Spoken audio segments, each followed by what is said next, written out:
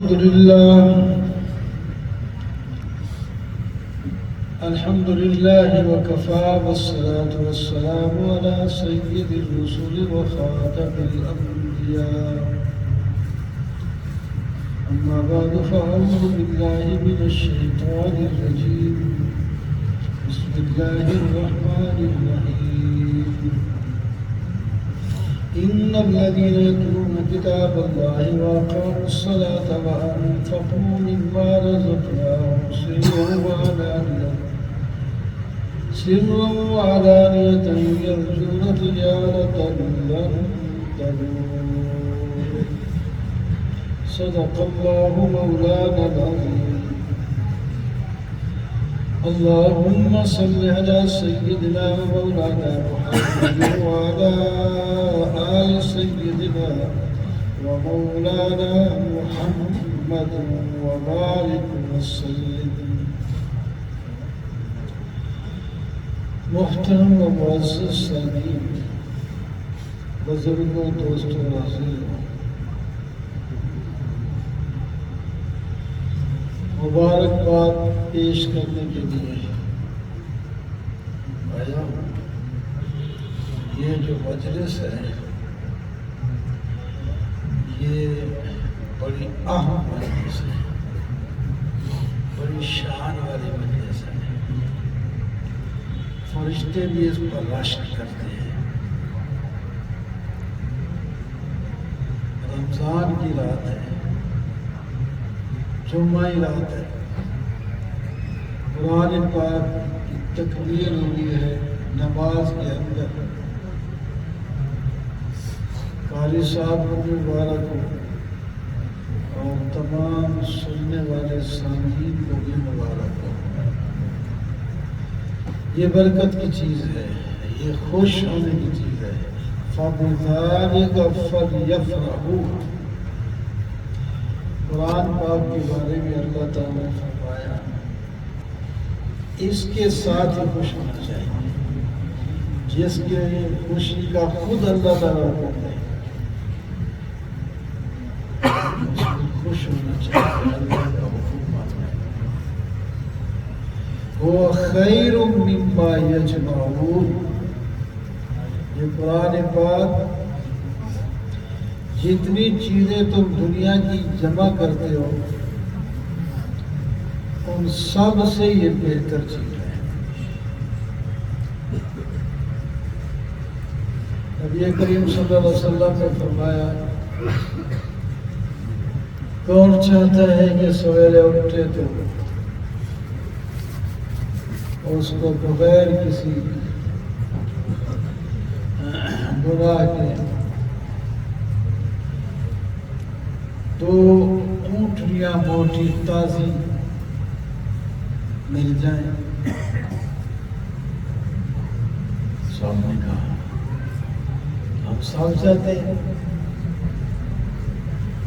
فرمایا جو 2 آیتیں قرآن پاک کی تلاوت کرے یا سیکھ لے تو وہ 2 اونٹنیوں سے دیتے رہے.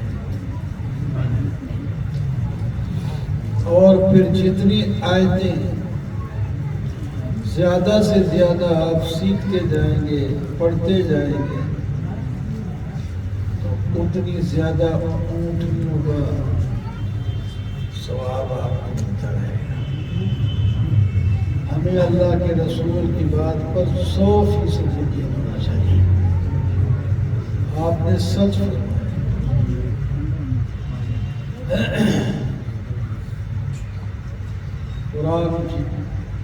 قرآن پاک ماشاءاللہ یہ اللہ کی صفت ہے. قرآن پاک اللہ کی صفت ہے، مخلوق نہیں. ہم تو مخلوق ہیں. یہ اللہ نے اپنی صفت ہمیں عطا کی ہے، اس کی بڑی مہربانی ہے. اور یہ قرآن پاک باوفاس آتی ہے. حدیث پاک میں آتا ہے جو شخص قرآن کے ساتھ متعلق رہے اور قرآن پاک قیامت کے روز میدان محشر میں اس کی سفارش کرے تو اللہ تعالیٰ اس کی سفارش قبول کر لے۔ ایک رمضان کے ساتھ رمضان یہ روزہ اور قرآن اللہ کی کلام ہے، یہ بھی اللہ تعالیٰ، روزہ بھی اللہ کی صفت ہے، کھانا نہ پینا یہ سب اللہ کی صفت ہے۔ ہم تو کھانے پینے کے بغیر نہ رہ سکتے ہیں، ایک وقتی طور پر ہم روزہ رکھتے ہیں، شام میں بھوکے اللہ کی صفت ہے، وہ یطعم ولا یطعم، وہ کھلاتا ہے کھاتا نہیں۔ ان اللہ الرزاق ذو القوۃ المتین، اللہ تعالیٰ رزاق ہے، بہت رزق دیتا ہے، تو اللہ کی صفت ہے۔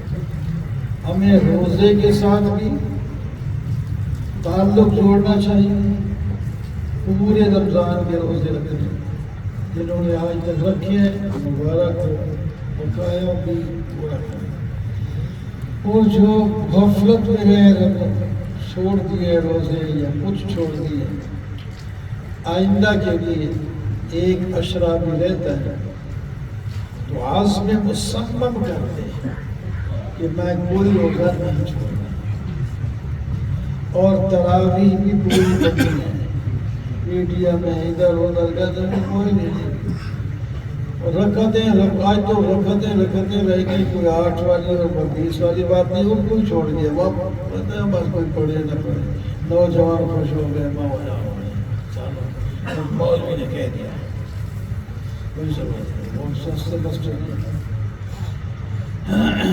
پہلے نوجوان بڑے شوق سے آتے تھے، حالانکہ اب اتنی گرمی نہیں، تو چھوٹی نہیں، تو مزیدار موسم ہے، شوق سے مسجدیں بھری پڑی لیکن غفلت ہوتی۔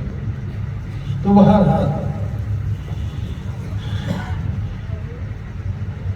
میں نے ایک آیت تلاوت کی ہے، اس کا مطلب بتا کے رخصت چاہوں گا، میں زیادہ مٹھائی اور آپ کے درمیان آڑ نہیں بننا چاہتا۔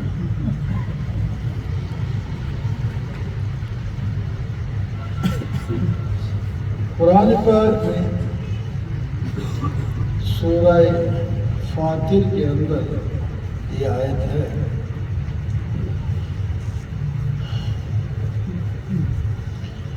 ان الذین یتلون کتاب اللہ، جو لوگ قرآن پاک کی تلاوت کرتے ہیں، وَأَقَامُوا الصَّلَاةَ، اور نماز قائم کرتے ہیں، نمازیں پڑھتے ہیں، اور خرچ کرتے ہیں اللہ کی راہ میں۔ تین عمل اس آیت میں بتائیں، تلاوت قرآن، نماز کا قیام اور مال کا انفاق، یہ تین کام کر رہے تو اس نے ایسی تجارت کی، ایسی تجارت اس نے کی، اللہ تعالیٰ نے اس کو تجارت کے لفظ سے تجارت لن تبور، ایسی تجارت اس نے کر لی کہ وہ کبھی گھاٹے میں نہیں جائے گی، ہلاک نہیں ہوگی، نقصان نہیں ہوگا۔ ہر تاجر کو خطرہ ہوتا ہے کہ میری اس تجارت میں فائدہ ہوگا، کوشش تو ہوتے فائدہ کر لینے کی، لیکن گھاٹا بھی آ جاتا ہے، خطرہ ہوتا ہے۔ لیکن جو یہ تجارت کرے گا اس کو کبھی گھاٹا نہیں ہوگا، ہمیشہ اس کی تجارت نفع مند ہوگی۔ ایسی تجارت، ایسی کتنے عمل ہیں؟ کتنے عمل بتائیں؟ پھر سے تلاوتیں، قرآن کی تلاوت معمولی نہ سمجھنا، ایک حرف پر کم از کم 10 نیکی ملتی ہے، ایک حرف پر، لفظ پر نہیں، حرف صرف الف با تا کو کہتے ہیں۔ خود حدیث پاک میں اپنی مثال سے سمجھایا، الف لام میم، یہ ایک لفظ نہ سمجھنا، یہ 3 حرف ہیں۔ الف الگ، لام الگ، میم الگ، اس پر 30 نیکیاں صرف الف لام میم۔ میں نے اب 3 دفعہ پڑھ لیا، میں نے بھی، آپ بھی پڑھتے، آپ کو بھی مل جاتا صاحب۔ اور مفسرین یہ بھی بتاتے ہیں کہ لکھنے میں تو یہ 3 ہے، دیکھنے میں یہ 3 ہے، پڑھنے میں یہ 9 ہے۔ ہر لفظ تب ادا ہوگا جب 3 حرف کا آپ تلفظ کریں گے۔ الف جب پڑھیں گے تو 3 الف، لام اور فا، یہ 3 لفظ کا تلفظ کریں گے تب الف۔ ویسے لکھنے کے لیے یوں لکھنے پر، لکھنے میں تو ایسا ہو، دیکھیں گے تو ایسا ہی، لیکن جب تلفظ کریں گے تو پھر 3 حرف آپ کو پڑھنے پڑیں گے۔ لام میں بھی 3 حرف ہیں، لام الف پھر میم، اور میم میں بھی تو 3 حرف ہیں، میم یا پھر میم۔ تو اب بن گئے کتنے؟ 9، ہر ایک پر 10 نیکیاں، تو 90 نیکیاں صرف الف لام میم پر ہیں، 90 نیکیاں۔ جو آدمی رکوع پڑھ لیتا ہے پورا، جو پاؤں پڑھ لیتا ہے، سپارہ پڑھ لیتا ہے، کئی سپارے پڑھنے والے لوگ بھی ہیں، سارا دن رات پڑھنے والے لوگ بھی ہیں۔ ایک قاری صاحب تھے، سنا بہت سے قاری اب بھی ہے، بڑی تلاوت کرتے ہیں، جامعہ شریفیہ میں قاری یادی، قاری نور محمد یا قاری فتح محمد، ان دونوں میں سے کسی کا نام آتا ہے۔ وہ اتنا قرآن پڑھتے تھے، کہتے ہیں بیت الخلاء میں جب جاتے تب بھی زبان نہیں رکتی، پھر منہ میں رومال ڈال دیتے تھے تاکہ زبان رک جائے۔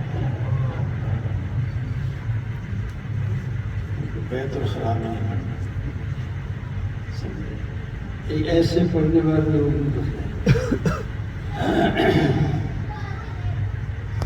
تو بہرحال تلاوت کا اہتمام کریں، روزانہ تلاوت کریں آپ، رمضان ہو یا غیر رمضان ہو، تلاوت کا ضرور اہتمام کریں۔ تھوڑی کر لیں، زیادہ کر لیں، آہستہ آہستہ بڑھاتے رہیں، لیکن کوئی دن تلاوت سے خالی نہیں ہوتا، نہیں ہونا چاہیے۔ عورتوں کے تو ماہواری کے دن ہیں، ان کے تو دن خالی ہو جاتے ہیں، مردوں کے نہیں ہوتے ماہواری کے دن، ان کا 24 گھنٹوں میں بس اگر بعض دفعہ نہانا فرض ہو بھی جائے تو تھوڑی دیر کے بعد پاک بھی ہو سکتا ہے آدمی، تو اس کا ناغہ نہیں ہونا چاہیے، مرد کا کوئی دن ناغہ نہیں ہونا چاہیے تلاوت سے۔ نماز میں تو پڑھتے ہی ہیں، اور نماز میں بھی کوشش کریں کچھ مختلف صورتیں لمبی لمبی کر کے پڑھیں، ٹھوکریں مار کے، ٹھونگے مار کے، جلدی جلدی نہ نہیں، جلدی جلدی نہیں، ذرا اللہ کے حضور جب کھڑا ہوا آدمی وہ دنیا کی چیزیں بھول جائے،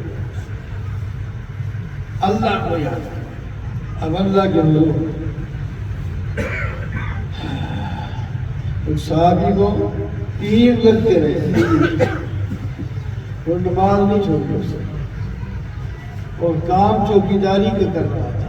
نبی علیہ السلام اور پورے صحابہ کرام جو ہے وہ پڑاؤ ڈالے ہوئے تھے، اور ان کے ذمہ تھی حفاظت۔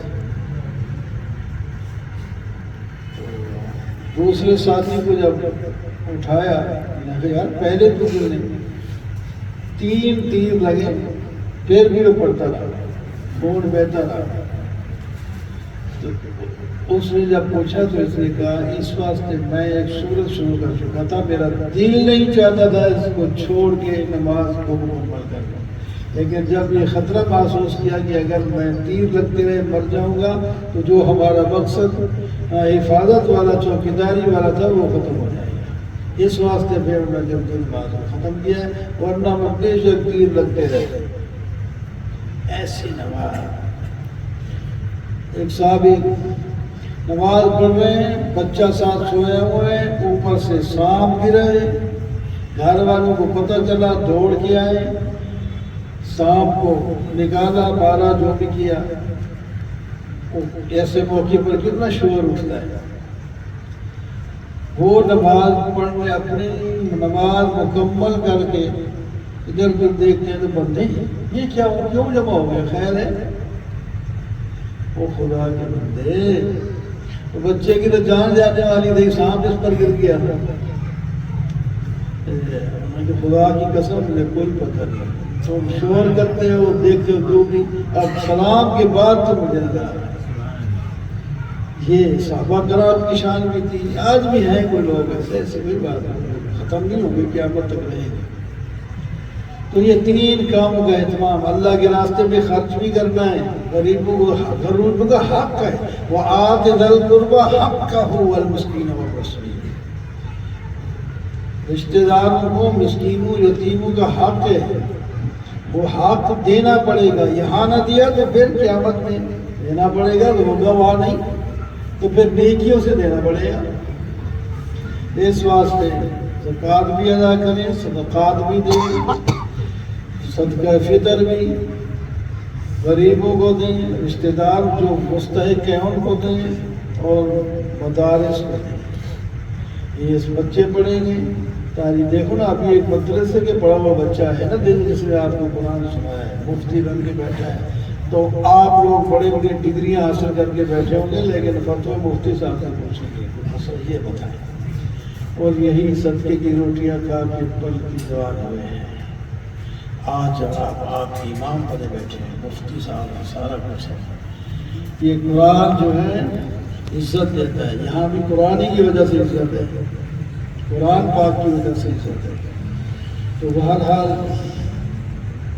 تین چیزیں میں نے بتا دی، ایک آیت سورۃ فاطر کی میں سے، اس کو پڑھ لے بعد میں، تو اس کے بعد مولانا عبداللہ صاحب سے درخواست ہے کہ وہ دعا کرا دیں۔